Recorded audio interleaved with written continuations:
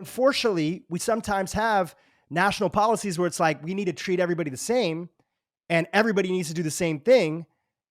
And really, what we need are targeted solutions for targeted communities. We need food pharmacies in the most disenfranchised communities. We need education in those communities. We need a wellness coach, stipend that doctors Yeah, can hand out. Doctors are doing their best, they're overloaded.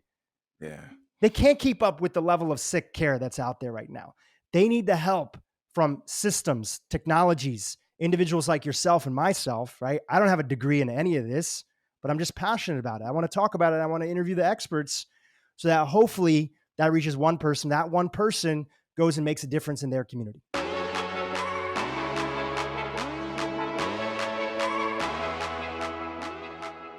welcome to a whole new level. Is this your first time on the podcast? It's my first time on the podcast. Yep. All right, I get to have the honors of being the first to interview. That's dope. But yeah, today, man, I was really hoping to just have a really candid, open conversation with you about the intersection between like culture and health.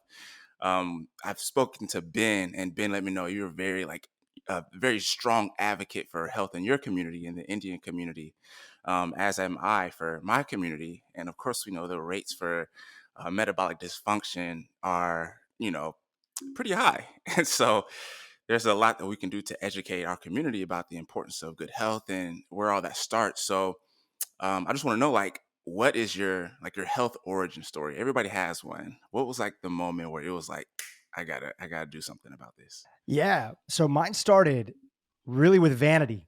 And I was in high school and I had really bad acne from like, it was like the moment that I stepped into the high school doors in my freshman year to literally right up until like I was going to graduation. Like my acne in that time period was like super terrible. And the worst thing about it too was that I had like the worst orthodontist, and he kept on forgetting to like take my braces off. So I had braces for like, which you should usually have braces for like a year and a half. I had braces for like 4 years. So I had braces and I had acne all throughout high school. Uh, but right after I graduated from high school, in that gap year between university starting, I went to a conference, and actually it was here in Los Angeles, and I lived on the East Coast.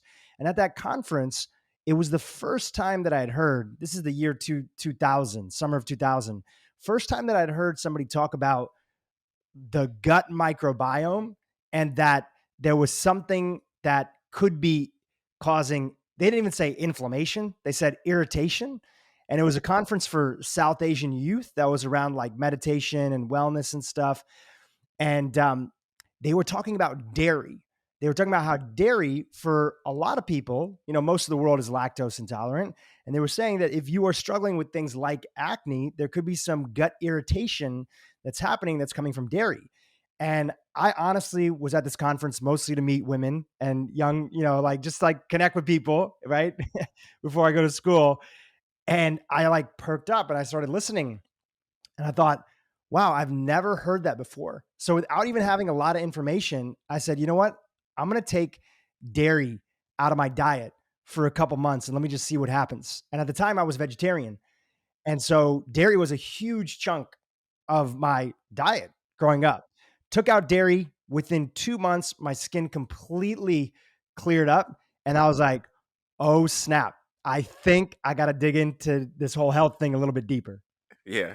And so did that change the course of your, I guess your undergraduate studies? Because I was right as you went to college. Did you choose a degree that was nutrition focused?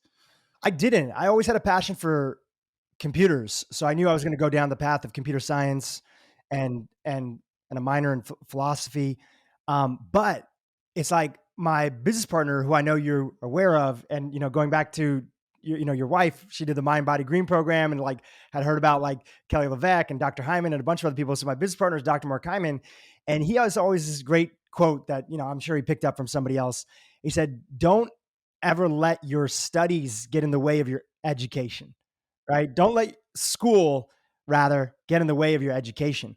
So I was going to class during the day, but on weekends and nights, and sometimes early morning before class at the university, I was doing my true education in health. And there's a gentleman, I got to give a shout out to him. And he really showed up as sort of like a Socrates type mentor in my life. And his name, he changed his name many years afterwards because he kind of, he was really inspired like down the spiritual path. But he changed his name to Nature Love, is what he changed his name to, Nature Love. And Nature Love, just to describe, right? You're a super fit dude, right? He's a super fit dude, black guy. He, at the time when I met him, he was probably in his mid 40s and like buff, like crazy buff, right? Did a little stint in the army and then came back to Delaware, where is where I was in university. And I remember shopping in the grocery store, Austin, and I was in the aisle.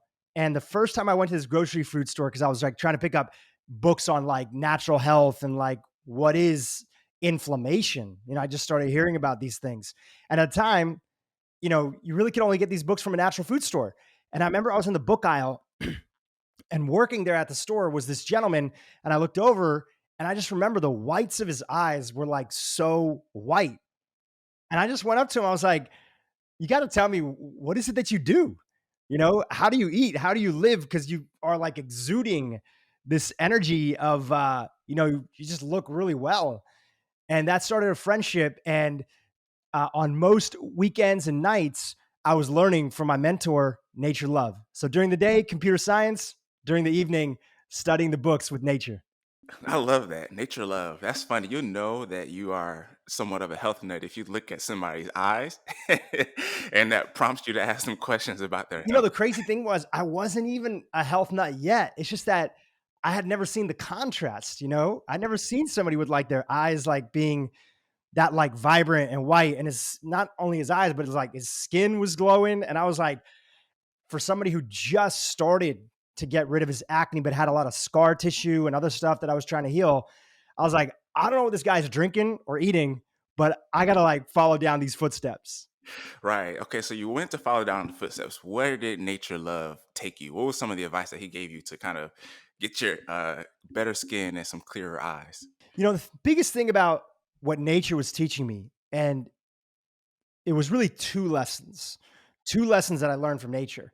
Number one was processed food. Because at the time, I was eating still a vegetarian diet. In fact, I had gone vegan because I took dairy out. So I'd already grown up vegetarian.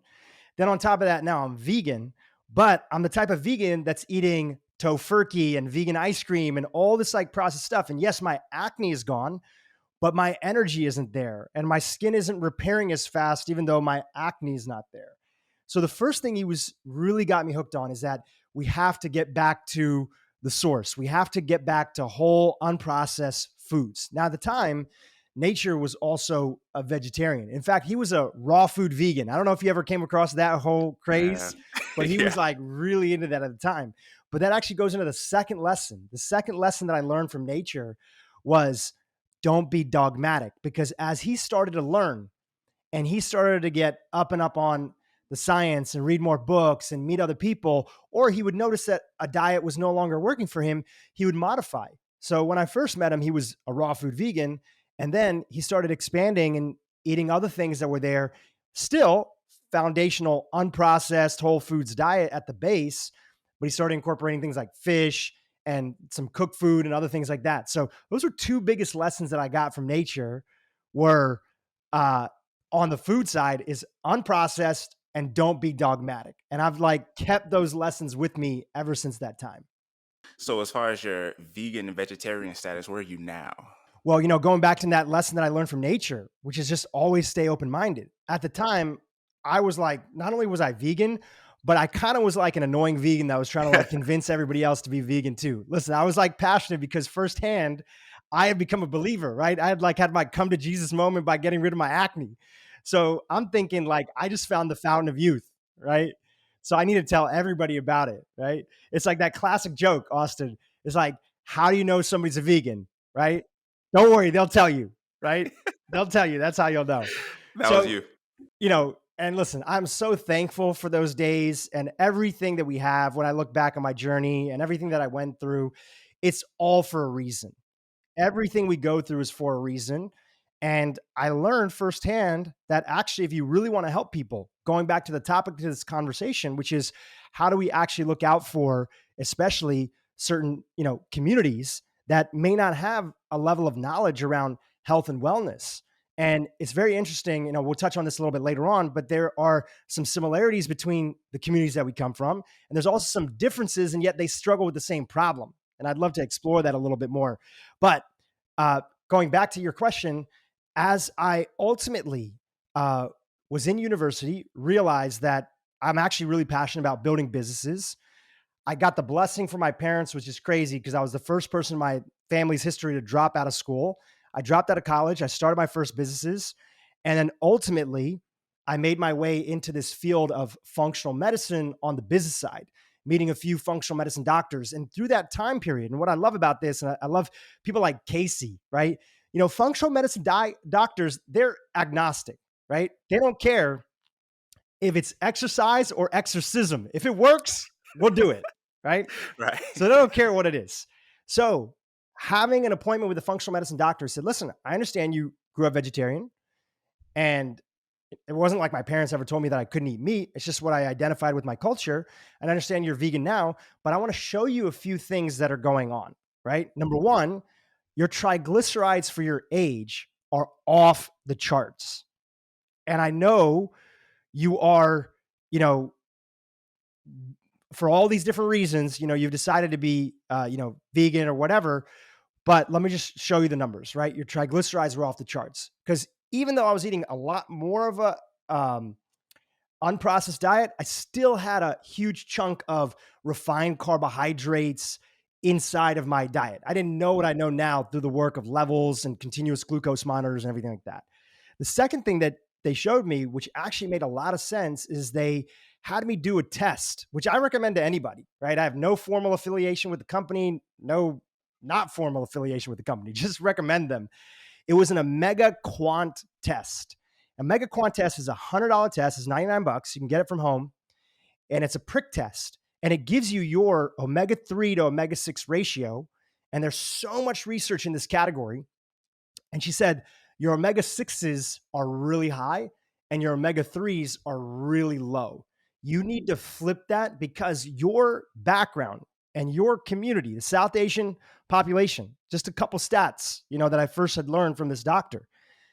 They're about 17, 18% of the total population of the world, right? Like South Asians, with India having like 1.2 billion people. But they are almost, and I wrote down the stat here. I'm just going to pull it up so I remembered it and quote it accurately. They're 60% of the world's heart disease. So they're only 18% of the population, but they're 60% of the heart disease in the world.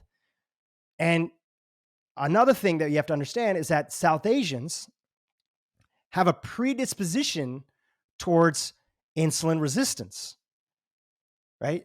So I didn't even understand at the time. Honestly, it didn't even hit me, but that was the first time I can remember hearing like the term like insulin resistance and things like that. So if you are serious about your health, which you are, you might want to consider, I was also struggling with some gut sensitivity issues. You might want to consider reducing the amount of refined carbohydrates, getting off a lot of the grains that you're eating. A huge chunk of my diet was like grains, rice. I would eat rice at pretty much almost every meal, including even breakfast. I used to romanticize, Austin. I used to romanticize, like I was really into Zen Buddhism and monks and things like that. I used to like see and read all these books about monks and how they eat like rice 3 times a day. And I thought I'm like living like the monk life, right? And I was getting all the diseases that all the monks get in the monasteries when I would go visit them in India. And I would go on this tour around all these Buddhist, Jain, and Hindu monasteries. And I'd realize, okay, maybe these monks are at peace, but they actually struggle with really bad health because their diet isn't the greatest. So that's when I started incorporating some fish, started to reduce, started to be first aware of sugar. At the time, I thought as long as it's organic cane sugar is way better. As long as it's fruit juice, it's way better than processed sugar. And it wasn't until I met Dr. Hyman a few years later that I understood that sugar is sugar is sugar, right?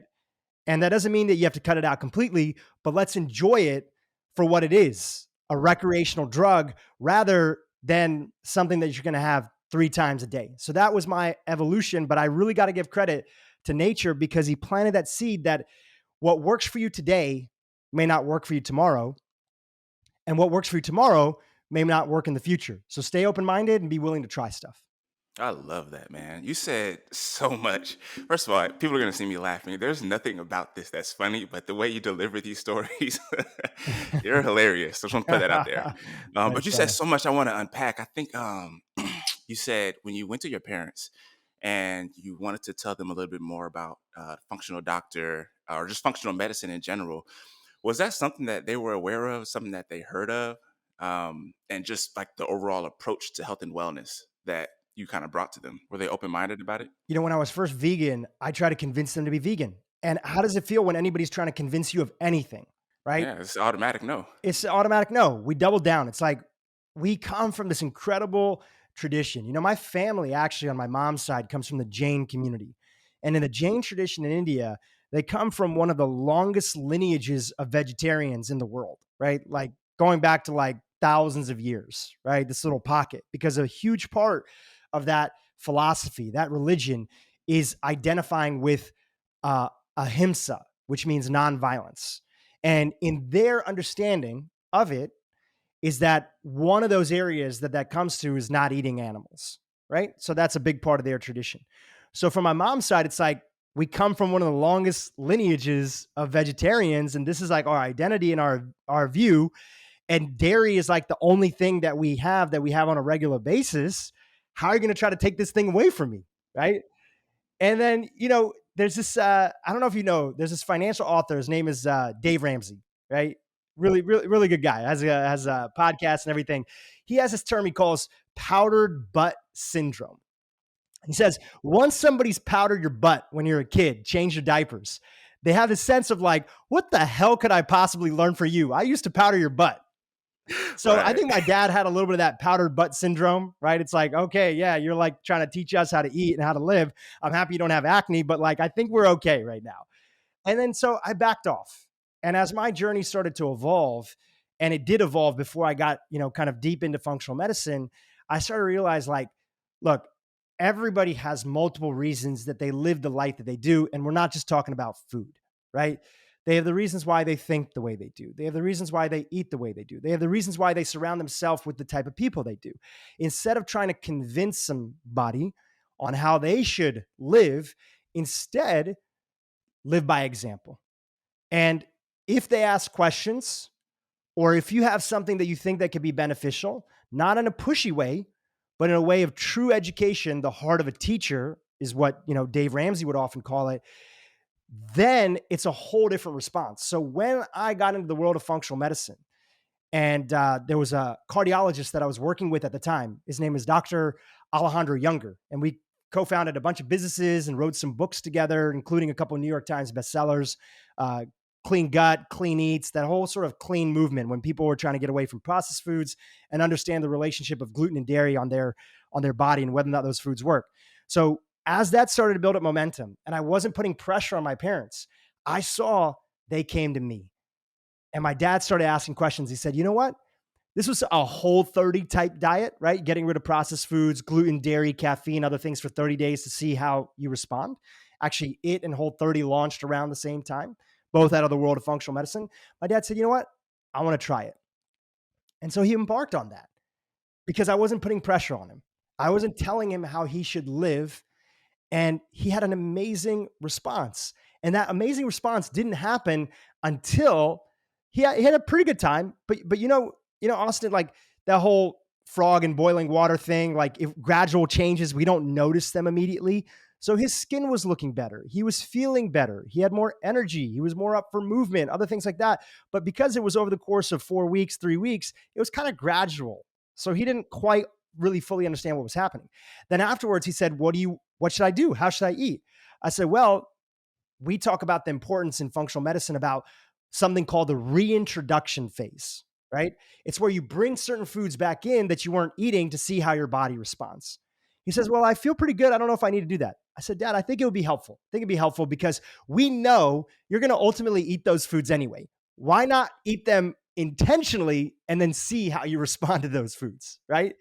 Because most people do not have a good sense of interoception. They do not know how their body feels, and they don't have a sense of how food makes their body feel. And we need to strengthen that connection between what I eat and how I feel. And I thought this could be a really interesting moment for my dad.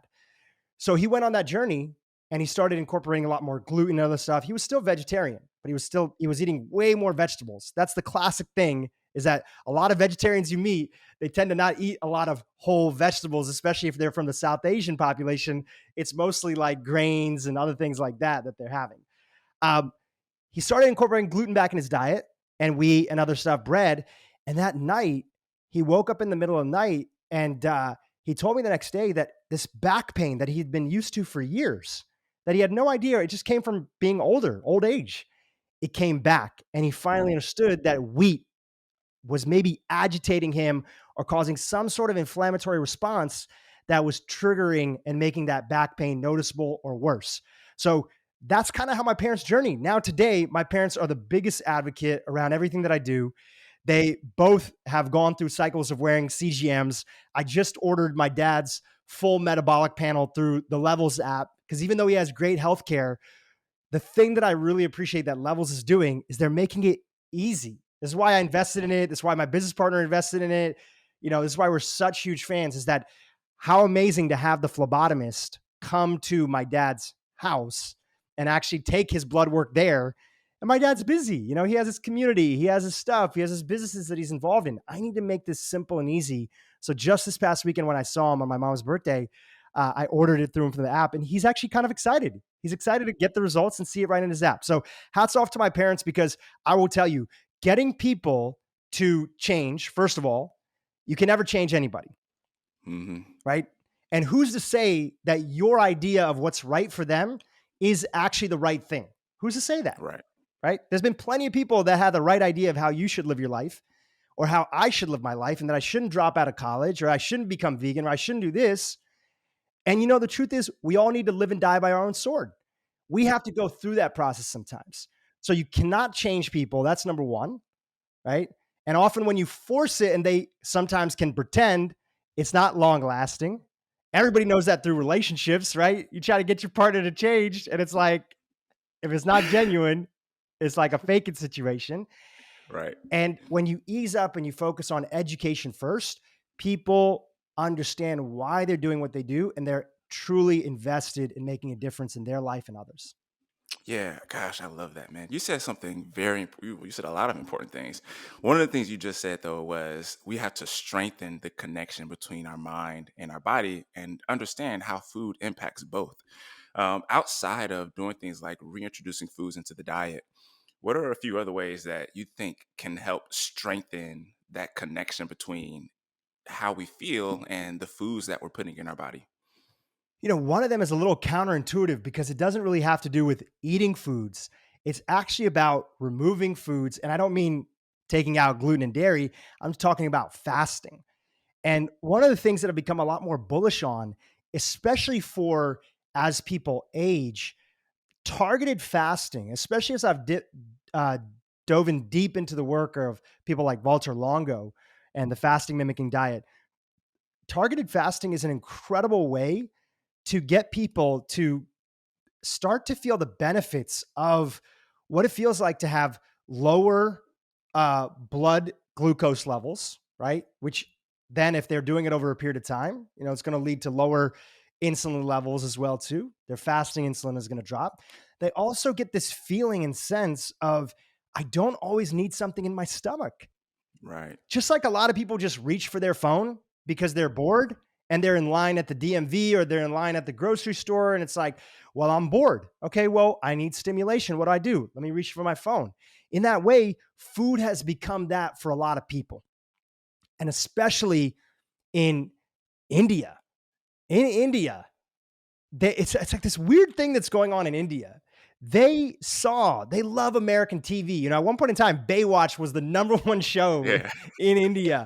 And like the American influence over there is huge. So and there are many people in India that still struggle with enough food and having access to enough. but largely India is going through a shift where there are more people that are dying from excess than are dying from not enough. And then not enough is still a problem. We need to sort that out. And that's mostly a global distribution thing. And, I'm thankful for all the smart people that are working on that problem.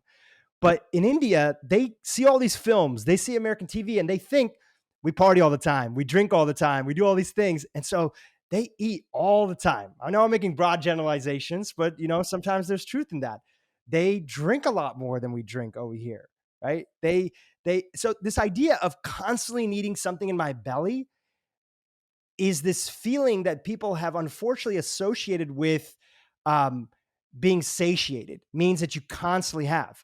And if we can slowly switch that to, having energy, having focus, there's plenty of times where your body actually doesn't want anything. And actually eating food takes calories, it takes energy from you. So getting people to have that little targeted taste of fasting. And the beautiful thing is, in so many cultures around the world, they all have their localized version of what fasting looks like. That is one thing that I've seen that is a low-hanging fruit. It doesn't cost anything, but it does take just a little bit of education to help people understand how to do it the right way for them, which is why I'm big on interviewing other South Asian doctors that can help people. I heard you say something in the interview that you did with Kelly LeVeque. You said, somebody's going to listen to you, Austin, who's talking about metabolic health. And if you're saying the same thing as a Dr. Hyman or a Dr. Casey Means, but the way you're saying it, which, by the way, even sometimes it means putting in less science, less research, and just talking to them the way that you would talk to your friends normally, that's going to hit them in a way that it wouldn't hit them from hearing it from someone else. So this is why I'm big on interviewing a lot of South Asian doctors, in addition to everybody, right? Listen, the whole world needs help with this. It just so happens to be that I come from a South Asian background. Great. I want to make a little bit of a difference in that community, because that community is actually in a very, talk about privilege. That community is a very privileged state here in America. And here's what I mean by that, right? Most of the South Asians that you meet in the United States, now switching from India, coming to the US, they are often the individuals that could leave India, Pakistan, Bangladesh, Sri Lanka, because their family, even if they didn't have money, their family prioritized education. Mm-hmm. So they were able to get out or get even a degree and be able to be immigrated over to the US. Or even if they didn't have a degree, they came to the US and they understood the power of working hard, because again, their families in India and South Asian population in general prioritized education. Now, that community in the United States, Austin, a lot of people don't know this. The South Asian community has the highest average income per capita out of any ethnic minority in the United States. Did not know that. Wow. The highest average income. And it's something crazy that I think it's somewhere between 13 and 18% of all physicians in North America are from a South Asian background, right? And often you'll find in that world, doctors, lawyers, engineers, a lot of degrees that come with education. But the craziest thing is, even with that book smarts, still in the United States, the problem is so bad that Stanford University created a whole division in their medical hospital. I don't remember exactly what the acronym is, but it's the South Asian Heart Center, because in America, South Asians still have one of the highest rates of heart disease, even though they have all this money, they have all this education, but what is it? What's the gap? And they all have health insurance. Yeah. So what is the gap that's having their level of heart disease one of the highest out of any population set in the United States? It's a few things that all come back to lifestyle. Sitting too much, not moving. I know you're a big fan of teaching people how to move, right? So sitting too much and not moving. A lot of those professional jobs come with sitting a lot. Eating a lot of refined foods, processed foods, fried foods. Those foods are a big staple in the traditional Indian diet. Mm-hmm. Now, there may be a genetic component, but we know today from many people like Dr. William Lee from the Angiogenesis Foundation that overall, the top estimates are that genetics only contribute to 5% of diseases. But even the South Asian Heart Center at Stanford is understanding that genetics load the gun lifestyle pulls the trigger. So there is something that would make, South Asians maybe a little bit more predisposed to insulin resistance. And they're actually running a study and a trial on that right now, recruiting people that are out there. If anybody's listening wants to learn more, you can check out their website. So this insulin resistance, which is really driving all these metabolic health factors, is the reason why the most educated, the most economically well off, you know, the most like access to everything, right? A very privileged group actually has super bad health outcomes. So why I went off on this little bit of a tangent is this is a much bigger issue than just making sure that everybody has access to healthcare. I'm a big fan of that, right? I do want everybody to have access to healthcare. And this is a much bigger issue than, at the lowest realm, we need to make sure that people are making a living wage so that they can even afford to buy groceries. They can even afford to buy things that are there. But this is an educational issue, which is why if we don't lead with podcasts like this and content that you put out on YouTube, we're never going to understand how to put all our resources to work to actually improve our health. Exactly. That's one of the things that's been very important to me with the education piece. So just slight background. Our kids so we have 4 kids between the ages of, I've seen whew, photos, super cute. yeah, listen, thanks, man. They're between the ages of 3 and 9, but they're in what's called a self-directed learning academy. And it basically tailors the learning experience to each of the children. And what we've seen them do has been amazing when you give them freedom and opportunity to learn how they want to learn. The thing about health is a lot of the information that's out there, many people may not be able to relate to it, and therefore making it, difficult to digest the information. I want to know if you think that, well, I'm sure, as you said, that's why you interview a lot of people from your community on your podcast so that people can see a familiar face, a familiar accent, familiar lifestyle that they can learn from to improve their health. But what other ways do you think that we can target specific groups with like education, just in general, spreading the message of metabolic health? I think, as simple as it sounds, I think you just answered it. I think you really did. It's lifting everybody up from all different groups.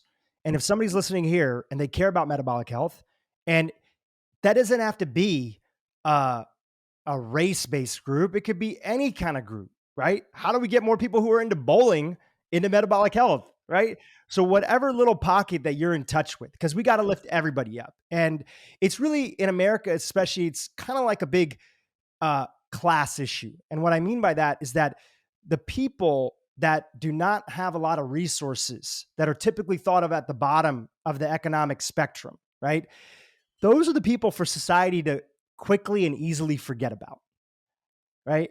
And regardless of what color their skin is or where they're from or origin or country or whatever. Could be Hispanic, could be, Caucasian background, whatever, right? So those are the communities that it's easier. It's kind of like out of sight, out of mind, right? Hmm. So if you live in a nice neighborhood, right, you have a nice house and you're just trying to make it and provide for your family and other stuff, it's easy to forget about everybody else, right? So that's why wherever we have the intersection in our world to get people, don't try to convince people who don't want to be convinced, right? But talk to people who are already on the fence. Maybe they haven't gotten to your side of the fence, but they're already on the fence. I'm not too worried about people who are on the other side of the fence who never want to leave, right? Right. I want to talk to the people who are on the fence, because if I can get them educated, if I can get them to also feel good, they're more likely to spread the knowledge and the message that's out there. And then everybody can impact their community that's there, right? So any opportunities where that's an ability, where people are inviting me, or my business partner does a lot of advocacy work in Congress. He started something called the Food Fix nonprofit, where they're lobbying Congress members to understand the importance of bipartisan Republicans and Democrats on why food marketing to kids is like crazy and out of whack, why chronic disease should be literally our number one focus, because it impacts every aspect of our economy, our national security, right? Some crazy stat of young people cannot make it into the army because they're overweight and their metabolic health isn't good. And the army is having a really hard time in terms of recruiting people, right? So all across the board, this is a major issue. And unfortunately, Austin, what we're having is we're getting a little bit of a split. And that split, people always ask me, they say, Drew, is society getting healthier or is society getting sicker? And I say it's both. If you have resources, which isn't just money, but resources like time and knowledge and education, you're getting healthier. And if you don't, and you're working multiple jobs and it's just not in your wheelhouse and you're not paying attention to it, you're getting sicker. And nothing proved that more than the COVID-19 pandemic. Yeah. What happened? It was a both. People who were really healthy generally were able to tolerate, now that everybody sees that everybody's getting COVID, were able to tolerate really, really well. People whose metabolic health was not great didn't tolerate well at all. Right. And unfortunately, we sometimes have national policies where it's like we need to treat everybody the same and everybody needs to do the same thing. And really, what we need are targeted solutions for targeted communities. We need food pharmacies in the most disenfranchised communities. We need education in those communities. We need a wellness coach, stipend that doctors can hand out. Doctors are doing their best, they're overloaded. Yeah. They can't keep up with the level of sick care that's out there right now. They need the help from systems, technologies, individuals like yourself and myself, right? I don't have a degree in any of this, but I'm just passionate about it. I want to talk about it. I want to interview the experts so that hopefully that reaches one person. That one person goes and makes a difference in their community.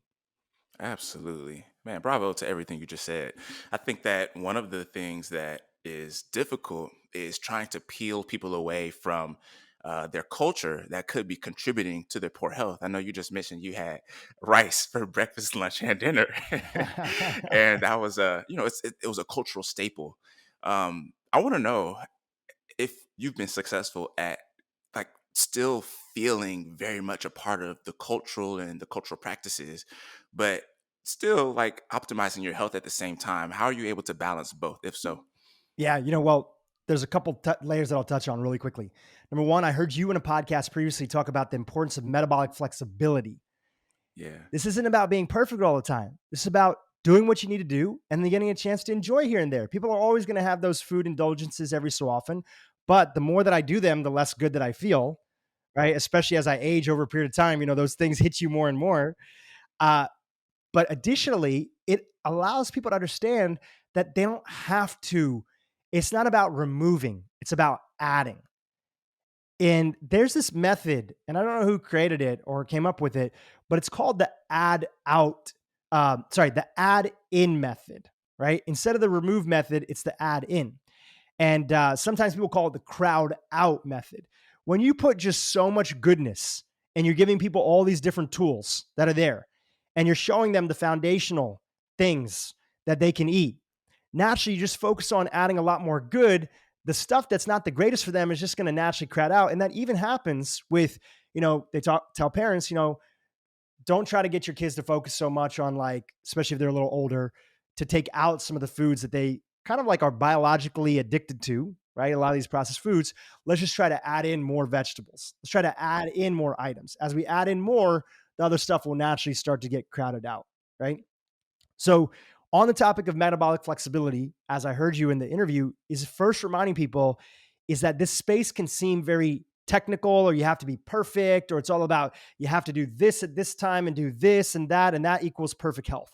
But it's like we're just going to meet people where they are and just give them a couple tips that are there, right? Even as simple as like, hey, just super basic, eat a salad before you eat your regular meal that's there. And by the way, instead of that McDonald's salad that you had, fine, no judgment, get that McDonald's salad. Let's pick up an avocado at the grocery store and some olive oil, right?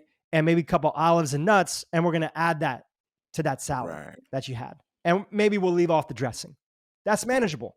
Super simple changes that meet people where they're at, where it doesn't feel you're not doing what I try to do with my parents, which is like, you need to get off dairy right now. It's the killer. It's the worst. It's terrible, right?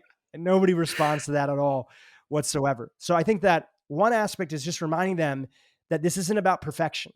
This is about just adding in more. And that's why, like, hats off to, two people that I think that do this really well. Casey does this really well, Dr. Casey Means. And also I just recently had on my podcast, the Glucose Goddess. Jesse, and she does Man, this. great interview. I loved that episode. Ah, thank you, brother. Appreciate that. Thank you so much.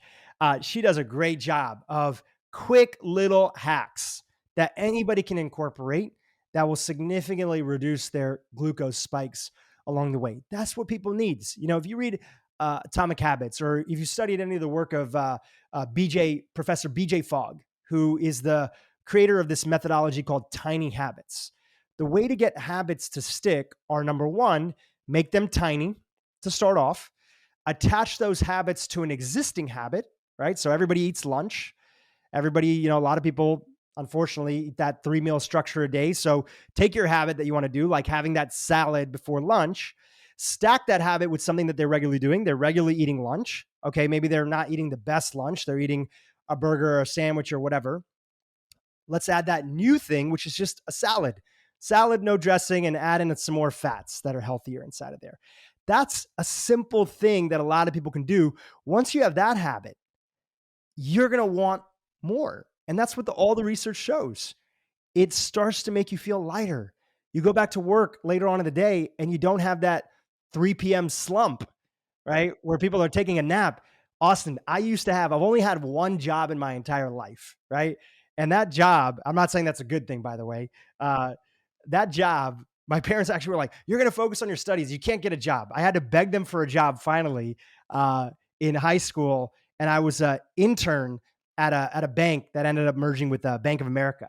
And at the time, because I was still eating that processed food lifestyle, even though at the time I just turned vegan, I used to go to lunch in the cafeteria where they have free food for everybody. I'd get a big bowl of pasta, like a massive, like double-sized bowl. I would add a little rice on the side, right?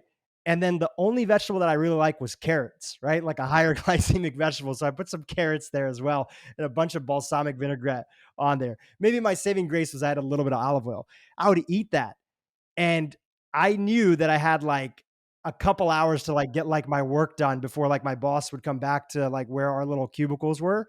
So I would eat my lunch really quickly and then I'd go and I'd sleep in my car for like 45 minutes because I had like a blood sugar like massive spike and drop, and I just was like, I don't know, I just get tired after lunch.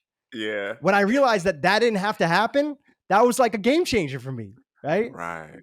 So tiny habits that are meant for them, and education along the way. So slow education along the way that is accessible, which is why I'm so excited to see so many people talking about metabolic health on like TikTok and Twitter and whatever. Like meet the people where they're at. Yeah. So those are just couple things that I think about.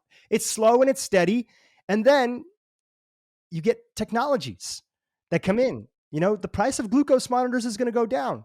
There's going to be a different type of monitor where it's not just about glucose. That's coming. That's in our future. It's going to look at uric acid. It's going to look at insulin. It's going to look at this. And those technologies ultimately then become a game changer for everybody because they're way more affordable. Everybody has a smartphone now. That's a game changer, right? There's families that don't have enough money for a laptop, but they're lucky because they have a phone and they're able to do their kids' homework on there. I wish they had a laptop. I want them to have better paying wages, other stuff, but technology truly helps society leapfrog. It's not all good. There's always things that we have to navigate, but generally speaking, technology helps us make progress in the areas that, because, when I hear from people, it's like I get into these debates and stuff. They're like, yeah, well, glucose monitors are not accessible. They're expensive. It's like, guess what was also expensive and not attainable to people? And we still worked on it. Plumbing, water in the house. That was a privilege, but we kept on working on it and it took time. And so many people dedicate their life. Sewage. Most of the increases in our lifespan in the last 100 years globally have been heavily associated with just better sewage, right? I mean, forget even the last 100 years, last 500 years. So these are technologies of the time that made everybody healthier. we're on that path right now with the work that Levels and other companies and other people that are working on making food cheaper, more accessible, healthier, and shortening that gap between what you eat and how you feel, because ultimately it's chronic disease that's the problem for so many people. If we can make a dent in that, it's a game changer for society.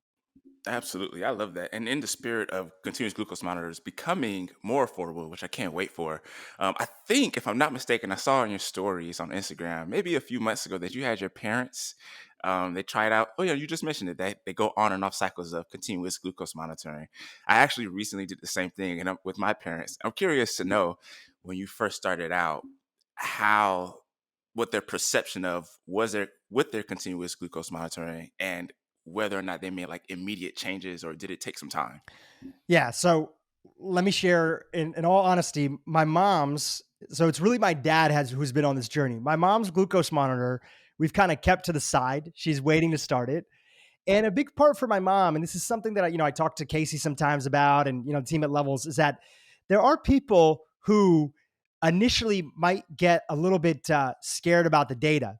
Maybe they're more anxiety prone. Maybe they're more likely to, take a number out of context. My mom sometimes gets her lab work back from the doctor, and she obsesses about it over a little while. So with my brother-in-law, shout out to him. He's a cardiologist, functional medicine doctor, Dr. Neil Patel.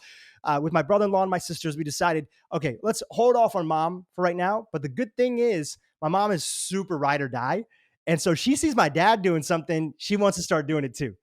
So for my dad, the thing is, I gave it to him, and he's very black and white. He'll see the numbers, he'll try different experiments, and again, we don't pressure him.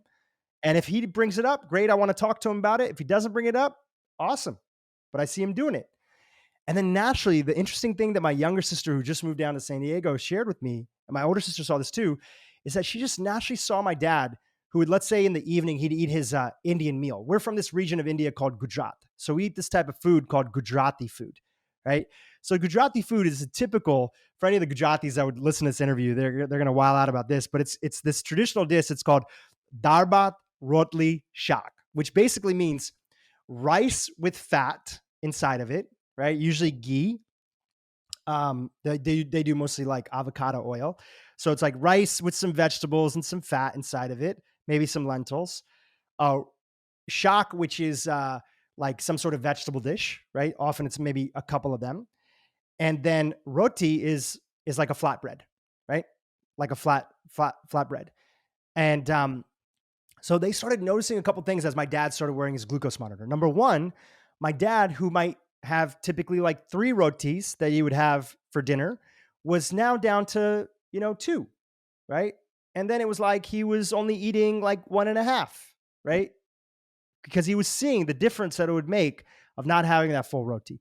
Then he did another experiment. One day, my sister came home and saw my dad, and she was like, I've been noticing like dad is making like a little salad before dinner, right? And so he'll make a little salad and he'll load in a bunch of stuff and he'll try it. And he loves to, when the dinner's done and he goes on a little walk outside, he loves to like check his monitor. So these are the little changes, right? We did share with him initially, like, hey, dad, here's all these different tools in the toolbox, right? You can have fat and fiber before a meal. That's going to slow down the glucose response. My dad loves walking, but he typically does it in the morning before he's eaten anything. So he said, hey, you can also walk after a meal, right? Hmm. And by the way, as my dad started to go down this experience and he got really interested, what was really exciting, right? Talk about family business, right? So what was really exciting about this is that he started to tell his friends about it. He started to tell his siblings about it. Like, hey, I'm doing this monitor. And I don't know if any of them ended up getting one, but just through periphery and hearing him, this goes back to your thing. They needed to hear from him, not me. Even Yeah, though we're both yeah. South Asian, they needed to hear from somebody who was older and a friend of theirs and that. And I started seeing that my uncles and aunts were doing something similar. Crazy, full circle, right? Taking it full circle. I shared with my dad, shout out to Kumar. I shared with my dad that, hey, I'm really enjoying this glucose monitor and I'm really loving this company Levels. I regularly invest in companies. I was like, if I can get a little bit more allocation, do you want to invest? He said, you know what? Not only should we invest, but let's get the whole family to invest. So we set up an LLC company in honor of the Hindu goddess Lakshmi. I love that. So we call it Lakshmi Fund. And that's the fund that our first investment together as a family was to Levels. We wrote our Yo, that's first so investment dope. together. How crazy is that? And now my dad, every so often, I forward him the Friday forums and the other updates that they send out to investors. And he loves reading them. And he feels like super invested in the whole situation because it made such a difference in his life. And now he's financially tied to the company too. Man, I love that, Drew. I think that's so dope that you guys invested together. I think the coolest thing out of all of that was your dad found a way to enjoy a traditional meal without having to cut it out altogether. I think one of the things with nutrition, and you see this, there's a lot of fighting on social media about what you should eat, what you shouldn't eat. If you have a little bit of this, you'll die. If you have a little bit of that, something crazy might happen. But you really learn how to optimize your habits for your health. Like your dad, he's having the same dinner, just changing his portions. Maybe a walk afterwards, maybe the salad before. What was the last part of the pita? What's it called? The roti. The roti. So instead of three rotis, he's having one and a half. I think that's so cool, and I think that's such a huge takeaway for anybody listening who's seeking to optimize their health. It's not like you said earlier. It's not I'm going to cut out. It's what can I add or what can I change to do things differently, and then naturally, the other people in your family follow suit, like your mom. Who may not have a glucose monitor to see how it's impacting her blood sugar, but no doubt she's benefiting from the experience that your dad is having, which is It's just really cool. it's so true. Health happens in community and relationship, right? It's very rarely that people are the lone wolf unless they're super motivated to go down that health journey. It takes too much energy. It takes too much energy. It takes too much digging in. And most people are just trying to provide for their family, manage kids, manage everything. They just don't have that luxury of time, right? And so there are people, I was one of those people that was super motivated, right? But that's not going to be most people. So they're going to need to have health changes happen in partnership and in community. Well, if we're trying to get the world healthier, why wouldn't we have conversations about how to localize that for different communities, to have different ambassadors go out to those groups and talk to them in a way which one background could be your ethnicity, another background can be age, another background can be gender, another background can be whatever. It doesn't matter what it is, because the truth is everybody's struggling. Everybody's struggling. So we all, if we're motivated by it, we can think in small little ways of how we can make that impact in our own community. I love that, Drew. I have one last question for you. I like to ask this question to everyone, especially people who are strong health advocates. I want to know, when you walk into the kitchen, if there was this one thing, this delicacy that you just can't shut down, you can't turn away from, you can't say no to, what is that one thing? Oh man, mine's easy. Dark chocolate. I'm a big It's fan of dark dark chocolate. chocolate. Yeah. And for a lot of the crazy thing is that's so easy, and that's my indulgence. And I probably have a couple pieces of dark chocolate every day, right?